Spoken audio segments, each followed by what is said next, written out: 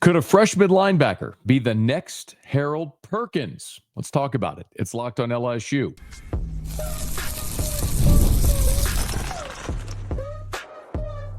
You are Locked on LSU, your daily podcast on the LSU Tigers. Part of the Locked on Podcast Network, your team every day.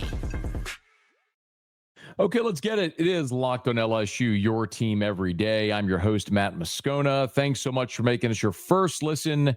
We're free, available wherever you get podcasts, of course, on YouTube as well. So please subscribe. As always, one of the fastest ways to help us grow is by leaving your comments below. So thank you for that. Today's episode is brought to you by FanDuel. From the first whistle to the final drive, FanDuel makes the NFL playoffs even more exciting. Right now, new customers can bet $5 and get $300 in bonus bets.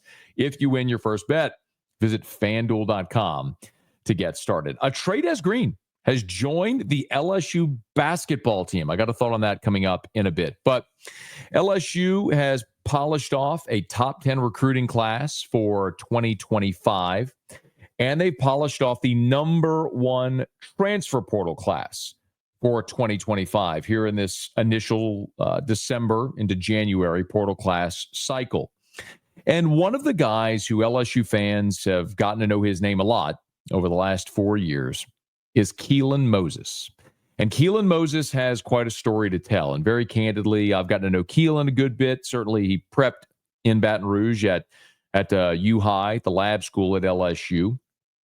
And recently, Keylan has started a podcast that our radio group at Guarantee Media is helping him produce. One of the great things about NIL is these guys have a voice if they want to use it. And very candidly, in the many years that I have done radio and media, and I've covered LSU on a daily basis since 2007, and I've been in media since 2003 in Baton Rouge, so more than almost 22 years now. The number of really impressive high school athletes that I've spoken with, I could count on one hand. It's so rare that they stand out. Russell Shepard was one of them. Elijah Haven, the number one quarterback in the country for 2027, will knock your socks off with how impressive he is as a young person. And Keylan Moses is on that list. So much so that LSU fans are going to love him. And it's a name that many LSU fans know and have gotten to know because of his family. We all remember Dylan Moses, Keylan's brother, a guy who was the number one player in the country back in his recruiting class, was committed to LSU since he was an eighth grader. And when Les Miles was fired, he decommitted and ultimately signed with Alabama. A kid who loved LSU and wanted to go to LSU, but with the uncertainty after Les Miles was fired, ultimately made the decision to sign with Nick Saban's Alabama team. But his younger brother, Keylan Moses, committed to LSU early, likewise, and has stuck with that commitment, signed with LSU in December. It's finally over. He is officially a member of the LSU Tigers, and he is a guy with great leadership skills, a guy that LSU fans are absolutely going to love off the field, probably on it as well, because you're talking about a guy that's 6'3", as you'll hear him say, 203 pounds, with tremendous upside, and a guy that the coaching staff has compared to Harold Perkins, but we'll get there. First things first, I had a long sit down with Keylan. Got to sit down and visit with him for about 30 minutes earlier this week. And so I took some excerpts of that interview that I wanted to share with you here that we could talk about. If you want the full interview long form, it's from my radio show. You can search After Further Review. Just search AFR LSU on YouTube or podcast. You'll find the full interview with Keylan. But I wanted to pull out a few excerpts here to share with you that we could discuss.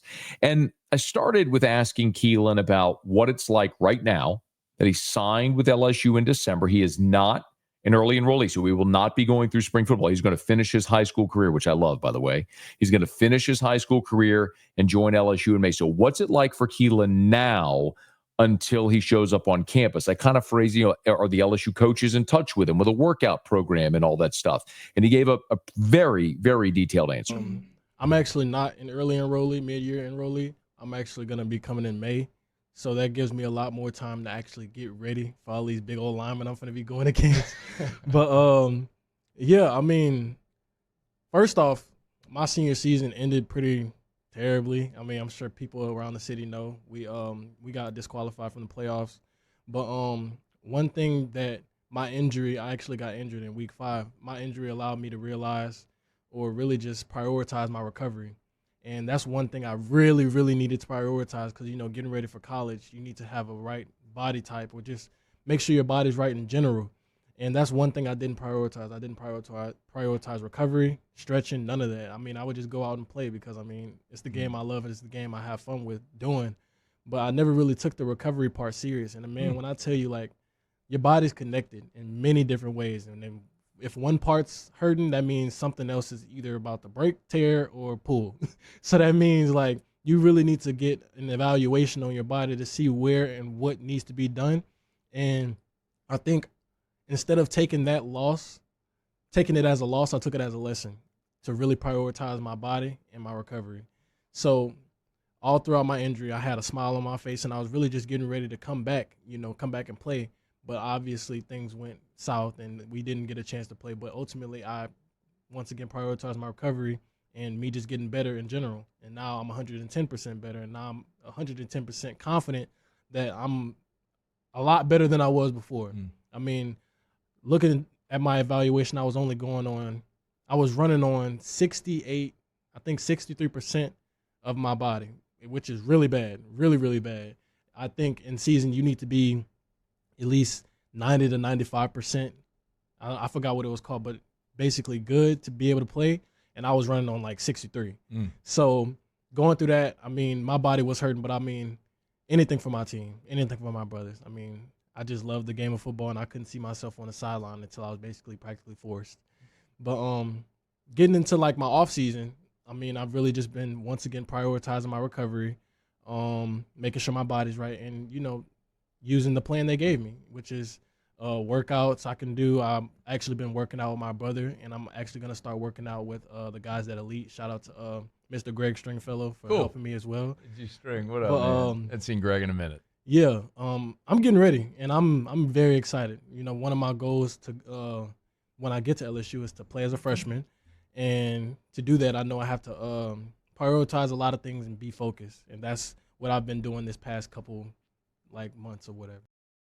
You can tell he is a very focused and driven and thoughtful young person, but as he mentioned, he had the injury in week 5. And battled back and was set for the playoffs. He alluded to his team being disqualified. If you're not familiar, University Lab had a transfer come in that was deemed ineligible. What it boiled down to, it was a clerical error. It wasn't anything really mischievous. It was a real unfortunate oversight that cost the really good football team the opportunity to compete in the playoffs. But for Keylan, it allowed him to continue recovering. As Jordy's taken his recovery very serious, very thoughtful, and he'll continue to train in this offseason to get his body ready to go into fall camp to hopefully, as he said, be ready to play as a freshman. And it'll be really interesting to see if that opportunity is there, because as we look at LSU, of course, you're losing Greg Penn, but you're returning Whit Weeks, you're returning West Weeks, you're returning Devon Keys, who played a lot here as a freshman,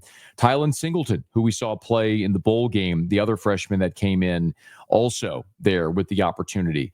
Aside from that, Xavier Atkins has, is the guy that we saw there kind of play late along with Devon Keys, but he's now at Auburn. And so your numbers have thinned a little. Your Perkins playing the star. You've got West and Whit Weeks, Devon Keys, those three. And then really it's Tylen Singleton. And then the players you're bringing in. Charles Ross is a top 100 overall player in the country, number 97 nationally, a linebacker from the Houston area. You're bringing in Jaden Breaker as well, 6'2", 210 from Georgia. And as we mentioned there, then it's Keylan. Those are the three linebackers that you brought in this class. Now, CJ Jim Coyley is a safety out of Nashville who might project as a linebacker at LSU. We'll see where ultimately he plays. But you got some young guys there, and it'll be really interesting to see if Keylan is able to wiggle his way onto the field here in his freshman season in some capacity with a pretty veteran defense, especially with what LSU has added in the transfer portal. One guy, though, that he said, in no uncertain terms, that the coaches are modeling him after is Harold Perkins. We'll let you hear that from Keylan. We'll talk about that relationship as we continue Locked on LSU, your team every day. Today's episode is brought to you by FanDuel. For the from the first whistle to the final drive, FanDuel makes the NFL playoffs even more exciting. And right now, new customers can bet $5 and get $300 in bonus bets if you win your first bet. That's $300 to keep the action going. The FanDuel app is so easy to navigate. The variety of bets keeps every game exciting. Plus, when you win, you get paid instantly. There's no waiting around for your winnings. Whether you're betting on your favorite team or you're just looking to add some extra excitement to the playoffs, FanDuel has you covered, y'all, this weekend. JD5 and the Commanders heading up to Detroit to take on the Lions, and they're giving the Commanders a whole mess of points. You better believe I'm taking Jaden Daniels in those points. Go find your favorite bet. Just visit FanDuel.com to join today and get started with $300 in bonus bets. That's FanDuel.com. Make this playoff season unforgettable with FanDuel, an official sportsbook partner of the NFL. So we talked a little bit there about Keylan Moses and what his offseason will be like from now, as he'll be at U-High for his spring semester of his senior year. He'll get his body right, prepare to be at LSU starting in May to go through off-season workouts to get ready for fall camp in August. Well, I asked him physically how big he is right now. Listen, Keylan was in studio with me, and I'm 6 feet tall, and he towers over me. One of the scouting services have him at 6'1.5". He's bigger than 6'1.5". I'll tell you that much candidly. But I talked to him about how big he was, and if they wanted to put on weight, you'll hear this interaction. But listen to the comp that the coaches have given him. I am 6'3", 205. 6'3", 205. Have they told you like a weight they want you to play at, or like? Honestly, no. I mean, I know ultimately I'll be able to put on a lot of weight because I actually just left there not too long ago, and the food they got there is crazy. Like I'll be leaving with a lot of plates. I'll tell you that. So the weight ain't never been a problem. It's just more of my maintaining my speed and just basically being another Harold Perkins. That's really what it is. I'm just being honest. They want me to be another version of him. So that was my question. So in high school, did you play off the ball? Or did you play outside? I played everywhere. You played in high school, I played defensive end. Well, technically, I'm still in high school, but in my season, I played inside. I played outside. I played defensive end. I played nickel, slot. I played running back. I played sniffer. I mean, whatever you needed me to play. Quarterback sometimes, whatever the coach needed me to play, I did it. So, but more on the defensive side, I could play anything the coach needs me to do, I'll do it. So that's what's so good about me is my versatility. So I think I'll get an opportunity to play just because of that. With Harold, one of the things that we talked a lot about here is as a freshman, he found his niche, right? Yeah. As a freshman, he was this elite situational pass rusher. Yeah. And then wanted to move inside to play off the ball. And that transition was difficult. And then obviously had the injury this year. Do you have I know you say you play anywhere, but do you have a preference as you look at your career moving forward at being an off-the-ball linebacker? Do you want to play out in space? I feel like I play better out in space. But one of the main things I want to do, I don't want to overthink while I'm playing. I just want to go see ball and go get it. You know what I'm saying? So one of the main things I do prefer playing is the will linebacker. I mean, the Mike linebacker is more of the leader, the soul of the defense, wants to communicate the calls or whatever. And I did that my high school career. I mean, my last my senior year, and it was nice. I mean, I didn't have any problem with doing it. But freshman to junior year, I literally just was out there playing. And if you want to get the best out of me, put me in space and I'll wreak havoc, like I said before.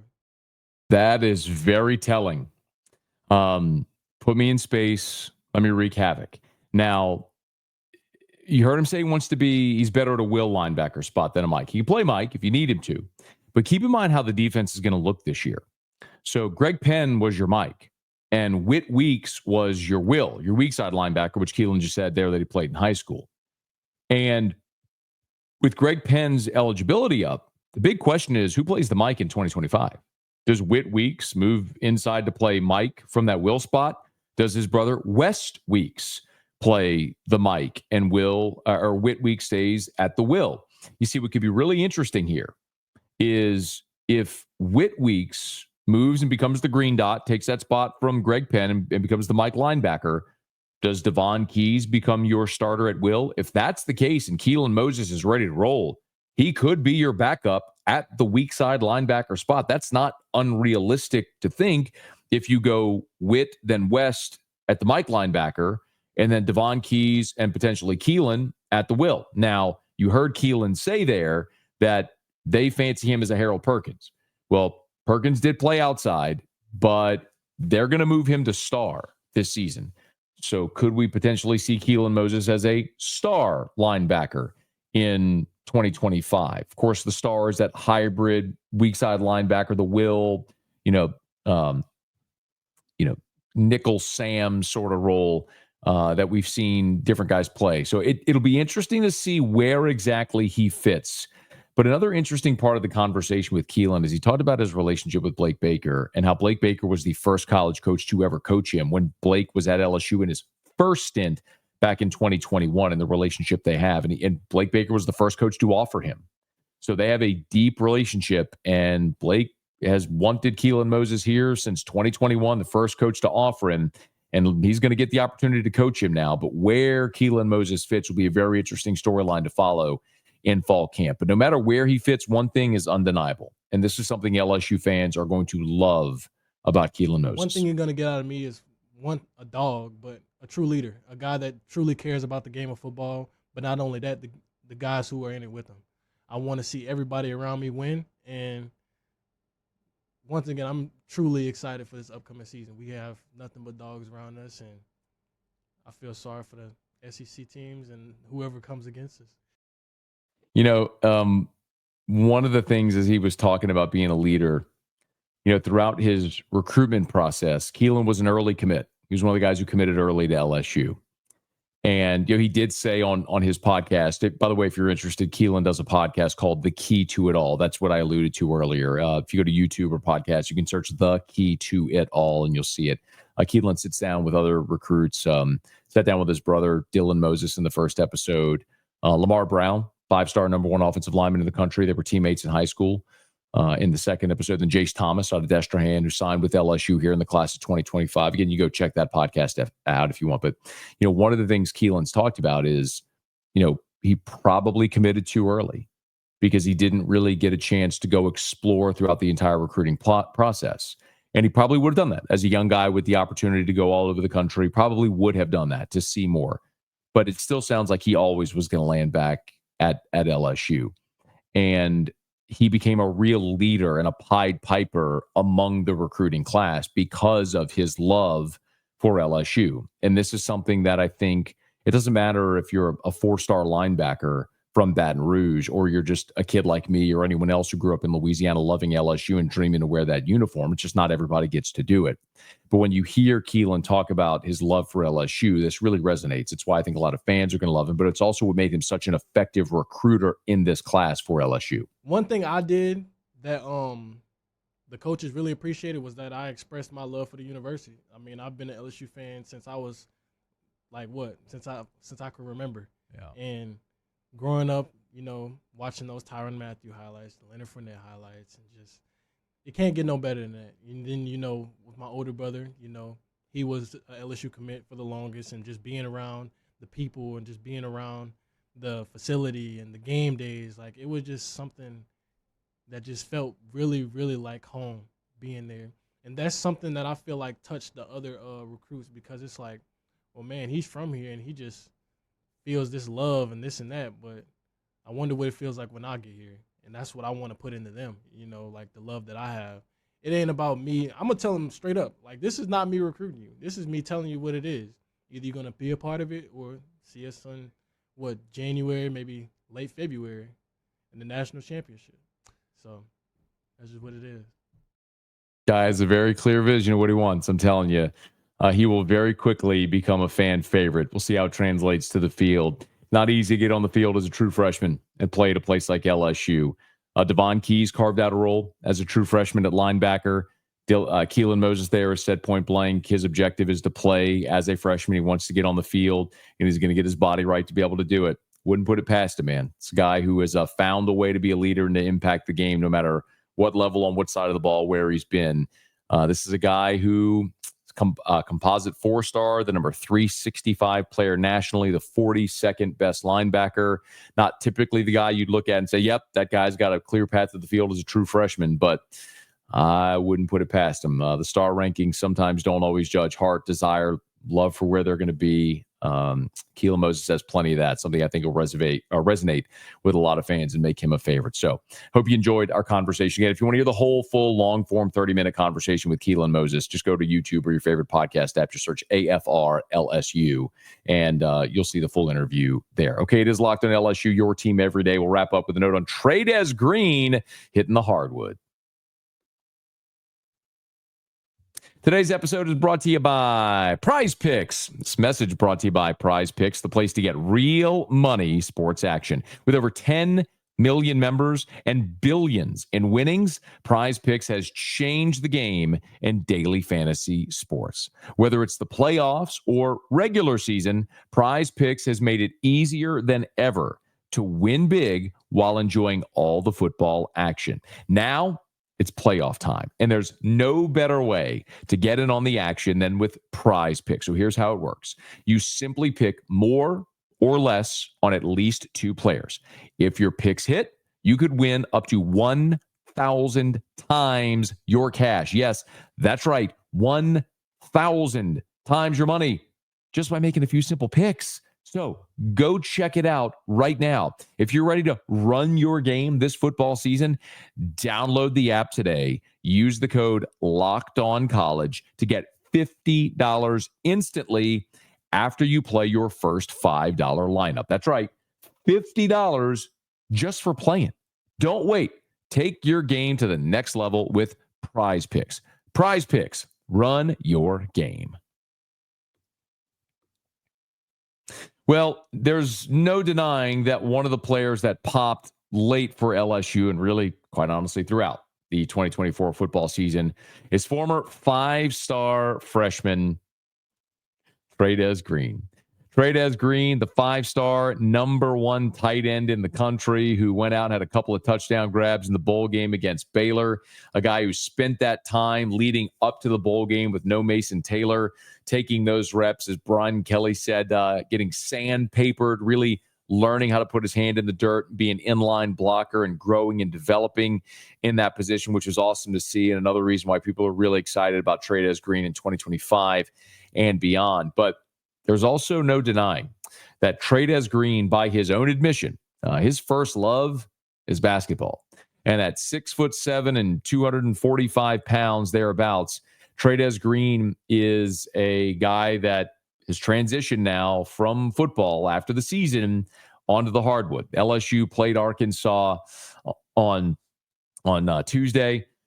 Tigers got their first conference win of the season, but if you were watching the game, you noticed a familiar face in the warm-ups on the bench for LSU, and that was Trey'Dez Green. And Matt McMahon said after the game that Green, who has committed to and signed to play football, and he is a football scholarship player, is going to play. And Matt McMahon said that Trey'Dez is ramping up and going through practice and trying to get closer to be able to play for LSU. We'll see when ultimately he makes his debut and gets on the floor.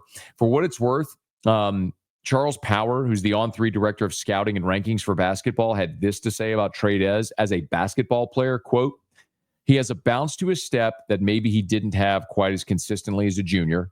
He's made some ridiculous catches as a senior. He's a guy we've always been high on the upside as a big-time mismatch at tight end. He's 6'6", 230, and that is above-the-rim basketball athleticism, along with his bulk and ability to box out defenders in the air." He said, "I think it's really encouraging from Trey'Dez. When you look at what LSU is doing at tight end under Brian Kelly, you could look at him in a couple of years, and they have the most talented tight end room in the country." So another reason to be really excited about Trey'Dez Green. But I had the opportunity to visit with Trey'Dez before the summer before his freshman football season at LSU. And in no uncertain terms, he said basketball is his first love. He didn't really get onto a football field until late in his high school career and realized, man, I'm pretty good at this. And you saw that. He wound up vaulting up charts all the way up to being a 5-star and the number 1 tight end in the country, the number 1 player in Louisiana.